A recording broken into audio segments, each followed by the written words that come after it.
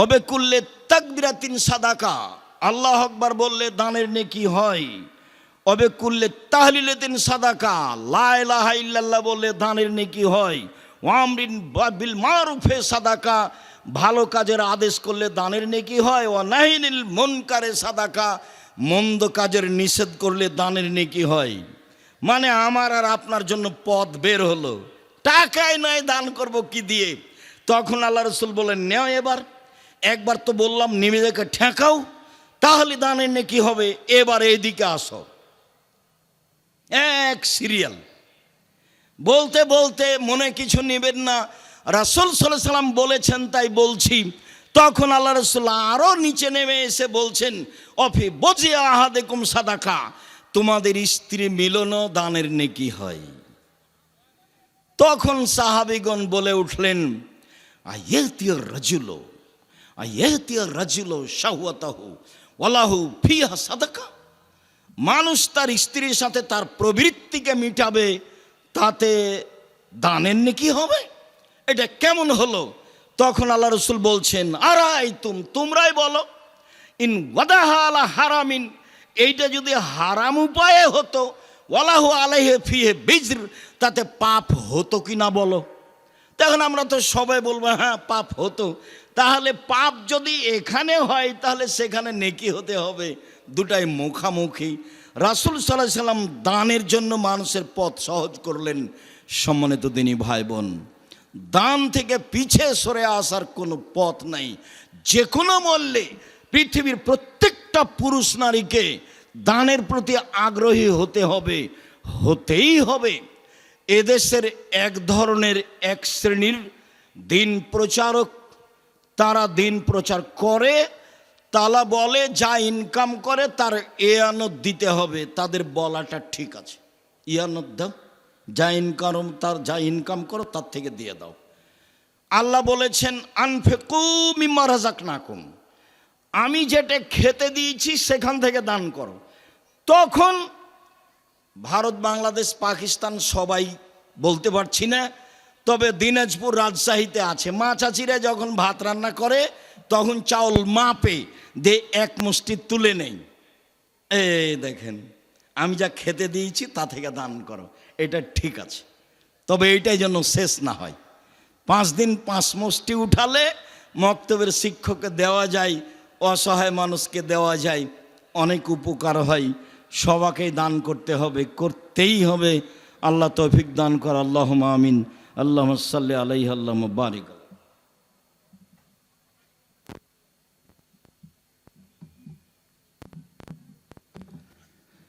আলহামদুলিল্লাহ ওয়াহদা ওয়াসসালাতু ওয়াসসালামু আলা মান লা নাবিয়্যা বা'দা।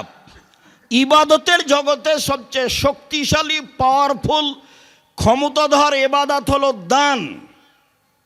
আনাস রাদিয়াল্লাহু তাআলা আনহু বলেন, রাসূল সাল্লাল্লাহু আলাইহি সাল্লাম বলেছেন, ইন্না সাদকাতা সিররে তুতফিউ গাযাবার রাব্বি, নিশ্চয় গোপন দান আল্লাহর রাগকে মিটিয়ে দেয়। ক্ষমতা,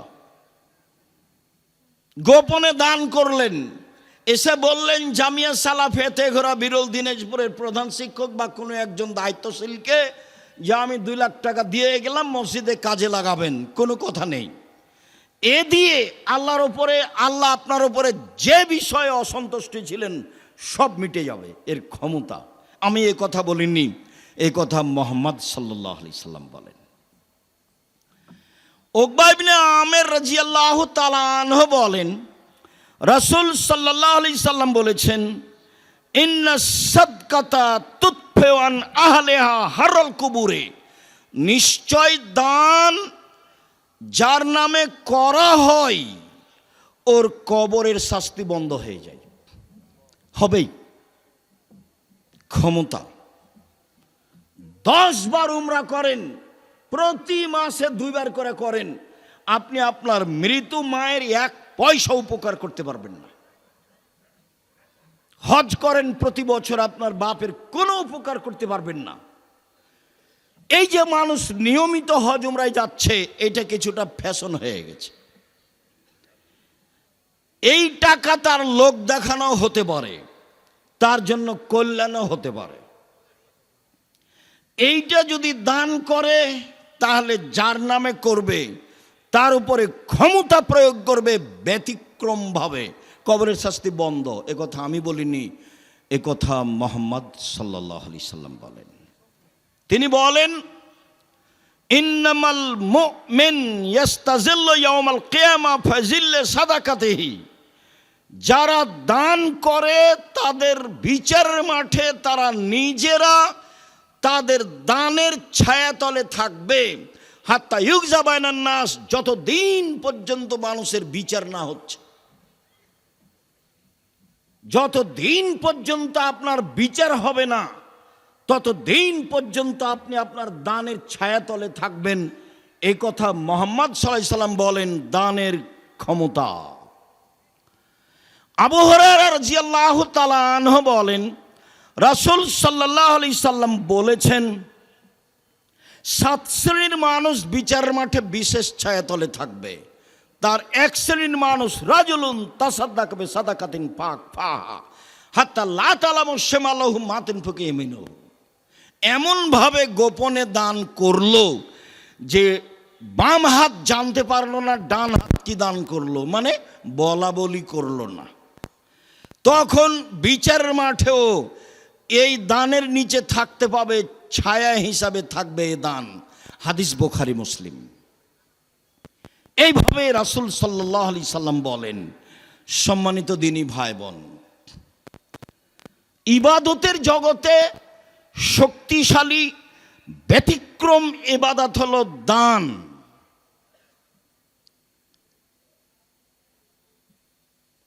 আদি ইবনে হাতেম রাদিয়াল্লাহু তাআলা আনহু বলেন, রাসূল সাল্লাল্লাহু আলাইহি ওয়াসাল্লাম বলেছেন, মা মিনকুম মিন আহাদিন ইল্লা সায়ুকাল্লিমুহু আল্লাহু তাআলা ইয়াউমাল কিয়ামা লাইসা বাইনাহু ওয়া বাইনাহু তারজুমান ওয়ালা হাজাবুন ইয়াহজাবুহু। বিচারের মাঠে যখন আপনার সাথে আল্লাহ মুখামুখি কথা বলবেন, তখন আপনার মাঝে আর আল্লাহর মাঝে কোনো দোভাষী থাকবে না। আপনি যা বলবেন আল্লাহ তা বুঝবেন, আল্লাহ যা বলবেন আপনি তা বুঝবেন। কোনো অন্তরাল থাকবে না, কোনো অন্তরাল নেই, একেবারে সামনাসামনি। ফায়ানজুরু আইমানা মিনহু, তখন আপনি সে ব্যক্তি তার ডান দিকে লক্ষ্য করবে। ফায়ারা মা কাদ্দামা মিন আমালিহি, তার জীবনের সব কর্ম দেখতে পাবে ডান দিকে। জুয়ার চুরি করিয়েন না, রাহাজানি করিয়েন না, দলীয় দাপট দেখিয়ে ক্ষমতা দেখিয়ে মানুষের অর্থ সম্পদ লুটিয়েন না, চাঁদাবাজি করিয়েন না, ভিক্ষা করে খান।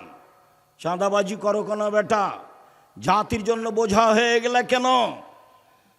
মানুষের টাকা মেরে খাও কেন?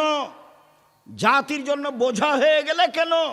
জাতি কেন তোমাকে ঘৃণা করে, তোমাকে দেখলে থুতু ফেলে? কাপুরুষ, কাপুরুষের সন্তান কাপুরুষ জাতির জন্য বোঝা হলে কেন? চাঁদাবাজি করো কেন বেটা? ভিক্ষে করে খাও। ভিক্ষে করে খাবা কেন? দিনমজুরি করে খাও। দিনমজুরি করে খাবা কেন? ব্যবসা করে খাও। চকলেটের ব্যবসা করো, বাদাম বিক্রির ব্যবসা করো, সারাদিনে 300 টাকা ইনকাম হবে। চাঁদাবাজি করো কেন? জুয়াচুরি করো কেন? দাগাবাজি করো কেন? মানুষের ক্ষতি করো কেন? মানুষকে জেল হাজতে দাও কেন? মানুষকে অপমান করা কেন? মানুষকে ক্ষমতা দেখাও কেন? দলীয় দাপট দেখাও কেন? কেন বলো?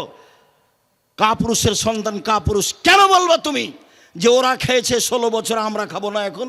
এ কথা বলো কেন? শরম হয় না তোমার? লজ্জা হয় না তোমার? হায়া হয় না তোমার? জাতির জন্য বোঝা তুমি। কি করতে পারো তুমি জাতির? কি করতে পারো? কি করতে পারো তুমি জাতির? জাতির ক্ষতি করতে পারো। তোমার বাপ ভালো মানুষ নয়, তোমার মা ভালো মানুষ নয়, নিলে তোমার অবস্থা এমন কেন? তোমার জন্য তোমার বাপ মা একটু কল্যাণ চায় না কেন? তুমি জাতির কাছে বোঝা কেন? কে বলেছে তুমি ভালো? তোমার বাপ মা শুধু প্রশংসা করে যে আমার ছেলে গোল্ডেন পেয়েছে, আমার ছেলে অমুক, তোমার ছেলে, আমার ছেলে তমুক, আমার ছেলে বড় ডাক্তার। তুমি তো বড় ডাক্তার, এ কথা আমি বুঝলাম। ওই কোম্পানির ওষুধ লিখো তুমি, যে কোম্পানি তোমাকে টাকা দিয়েছে। আমি তো বলিনি তোমাকে বড় ডাক্তার, কোনোদিন আমি বলিনি। আমি তা বলবো কেন? তুমি বড় ইঞ্জিনিয়ার, তুমি যে চোর। ব্যতিক্রম নেই এ কথা আমি বলি না, ব্যতিক্রম ভিন্ন জিনিস। স্বাভাবিক চরিত্র তোমার, দান খায়রাত করে বাঁচার চেষ্টা করো। শুনুন, রাসূল সাল্লাল্লাহু আলাইহি সাল্লাম বললেন, তখন বাম দিকে লক্ষ্য করবে, পুরো কর্ম দেখতে পাবে যা করেছে। এরপরে সামনের দিকে লক্ষ্য করবে, তখন দেখবে জাহান্নাম। আল্লাহ নবী বলছেন, এখন আল্লাহ রাসূল বলছেন, পৃথিবীর মানুষ শোনো, ফাত্তাকুন নারা ওয়ালাউ বিশিক্কি তামারাতিন। খেজুরের মূল অংশের নিচে বীজের উপরে যে সাদা ছিলকা থাকে, সাদা ছিলকার সমপরিমাণ হলেও দান করে জাহান্নাম থেকে বাঁচো। পৃথিবীর মানুষ অল্প থেকে অল্প হলেও দান করে জাহান্নাম থেকে বাঁচো। পৃথিবীর মানুষ অল্প থেকে অল্প হলেও দান করে তোমরা জাহান্নাম থেকে বাঁচো। জাহান্নাম থেকে বাঁচার একটাই পথ, সেটা হলো দান। সরাসরি জান্নাত কেনার একটাই পথ, সেটা হলো দান। রাসূল সাল্লাল্লাহু আলাইহি সাল্লাম বলেন, ইয়া মাশারান নিসা তাসাদ্দাকনা ফাইন্নী উরিতুকুন্না আকসারা আহলিন নারে। মহিলারা শোনো, আমি তোমাদের অধিকাংশই দেখি জাহান্নামে। জাহান্নাম বলতে নারী আর নারী, জাহান্নাম বলতে নারী আর নারী, জাহান্নাম বলতে মহিলা আর মহিলা। পৃথিবীর মহিলারা শোনো, তোমরা দান করে জাহান্নাম থেকে বাঁচো। পৃথিবীর মহিলারা শোনো, তোমরা দান করে জাহান্নাম থেকে বাঁচো। এরকম পরিস্থিতিতে আল্লাহর নবী বলেননি তোমরা হজ করে জাহান্নাম থেকে বাঁচো। এরকম পরিস্থিতিতে আল্লাহ নবী বলেননি তোমরা রাতে তাহাজ্জুদ পড়ে জাহান্নাম থেকে বাঁচো। এরকম পরিস্থিতি আল্লাহ রাসূল বলেননি যে তোমরা সিয়াম রোজা থেকে জাহান্নাম থেকে বাঁচো। তিনি এরকম পরিস্থিতিতে বলেছেন, পৃথিবীর মহিলারা তোমরা দান করে জাহান্নাম থেকে বাঁচো। পৃথিবীর মানুষ তোমরা সামান্য থেকে সামান্য, কম থেকে কম, অল্প থেকে অল্প হলেও দান করে জাহান্নাম থেকে বাঁচো। এই কথা মুহাম্মদ সাল্লাল্লাহু আলাইহি সাল্লাম বলেন। সম্মানিত দিনী ভাই বোন, আব্দুল্লাহ ইবনে মাসউদের স্ত্রী জায়নাব তিনি বলছেন, আল্লাহ নবী বললেন, শোনো মহিলারা, তোমরা জাহান্নাম থেকে বাঁচাও, তোমরা জাহান্নাম থেকে বাঁচো। ওয়াইন মিন হুলিয়ে কন্যা, গায়ের গয়না দান করে হলেও, যদি টাকা নাই থাকে, পরিবেশ পরিস্থিতি যদি অনুকূলে না হয়, তাহলে কানে যে দুল আছে, গলায় যে মালা আছে, হাতে যে আংটি আছে, গায়ে যা কিছু গয়না আছে, সব দান করে দে, তোমরা জাহান্নাম থেকে বাঁচো। এই কথা মুহাম্মদ সাল্লাল্লাহু আলাইহি সাল্লাম বলেন। সম্মানিত দিনী ভাই বোন, আয়েশা রাদিয়াল্লাহু তাআলা আনহা বলেন, ইন্না ইমরাআতান কালাত, একজন মহিলা বলল, আল্লাহর নবী, ইন্না উম্মি মাতাত, ইন্না উম্মি মাতাত ওয়ালা তুসি, আমার আম্মা মারা গেছেন, টাকা পয়সা ওসিয়ত কিছু করে যাননি। ও আজুন্নহা, আমি মনে করছি, লাউ তাকাল্লামাত তাসাদ্দাকাত, উনি কথা বলতে পারলে দান করতেন। আল্লাহর নবী, আমার আম্মা ইফতালাতাত নাফসহা, আমার আম্মা হঠাৎ মারা গেছেন, কোনো ওসিয়ত করেননি। আমি মনে করছি আমার মা কথা বলতে পারলে দান করতেন। আফালাহা আজরুন ইন তাসাদ্দাকতু আনহা, আমি যদি আমার মায়ের পক্ষ থেকে দান করি তাহলে আমার মায়ের নেকি হবে কি? কালা নাম, আল্লাহ রাসূল বলেন, হ্যাঁ। বুখারী মুসলিম। কেন বলবেন যে আমার মায়ের নামে হজ করলে হবে কি, পাপ মিটবে? এভাবে বলবেন। আমার মা হঠাৎ মারা গেছেন, কোনো ওসিয়ত করে যাননি। আমি মনে করছি আমার মা কথা বলার সুযোগ পেলে দান করতেন। আমি যদি আমার মায়ের নামে দান করি তাহলে আমার মায়ের নেকি হবে কি? তার নাম, আল্লাহ রাসূল বলেন, হ্যাঁ। শুনুন, আবু হুরায়রা রাদিয়াল্লাহু তাআলা আনহু বলেন, একজন লোক আল্লাহর নবীকে বলল, ইন্না আবি মাতা অতারাকা মালান অলাম ইউসি, আমার আব্বা মারা গেছেন, অর্থ সম্পদ ছেড়ে গেছেন, কোনো ওসিয়ত করেননি। ফাল ইউকাফেরো আনহো ইন তাসাদ্দাক্ত আনহো, আমি যদি আমার বাপের নামে দান করি তাহলে আমার বাপের পাপ মিটে যাবে কি? এবার হুবাহু হাদিস মুসলিম, আমার পিতার নামে যদি দান করি আমার পিতার পাপ মিটে যাবে কি? কালা নাম, আল্লাহ রসুল বলেন হ্যাঁ। হাদিস মুসলিম। মানে ক্ষমতা, বাপ মায়েমে দান করেন একটু খালে সন্তরে, শাস্তি কবরের বন্ধ হবেই, হতে হবে, হবেই। বাপ মা জমি জায়গা ছেড়ে গেছেন, অর্থ সম্পদ ছেড়ে গেছেন, আরে কিছু না করে গেলে একটু বিদ্বেষ থেকে তোমাদেরকে তো মানুষ করে রেখে গেছে। তো বাপ মা কিছুই করে না যাক, আদর যত্ন করে লালন পালন করে গেছেন, এইটুকু তো আছে। সেটুকুর আপনি প্রতিদান কি দিবেন? সেটুকু প্রতিদানে রাসূল সাল্লাল্লাহু আলাইহি সাল্লাম যা বললেন তা মূল্যায়ন করেন। রাসূল সাল্লাল্লাহু আলাইহি সাল্লাম বললেন না সাদকাত বুরহান, দান হলো দলিল। পৃথিবীর মানুষ শোনে রেখো, দান হলো দলিল। বিচারের মাঠে আপনি বলবেন আমি জান্নাত পাবো, আল্লাহ যদি বলেন কেন, তাহলে আপনি বলবেন আমি যে জান্নাত পাবো তার প্রমাণ আছে আমার কাছে, আমার কাছে দলিল আদিল্লা আছে। এই জমি আমার, প্রমাণ এই যে দলিল। এই বাড়ি আমার, প্রমাণ এই যে দলিল। বিচারের মাঠে আমি বলবো জান্নাত আমি পাবো, প্রমাণ এই যে দলিল। হজকে তিনি দলিল বলেননি, সলাতকে তিনি দলিল বলেননি, সিয়ামকে তিনি দলিল বলেননি, কোরআন তেলাওয়াতকে তিনি দলিল বলেননি, তাসবিহ তাহলিল জিকির আজকারকে তিনি দলিল বলেননি। তিনি বলছেন দানই হচ্ছে দলিল।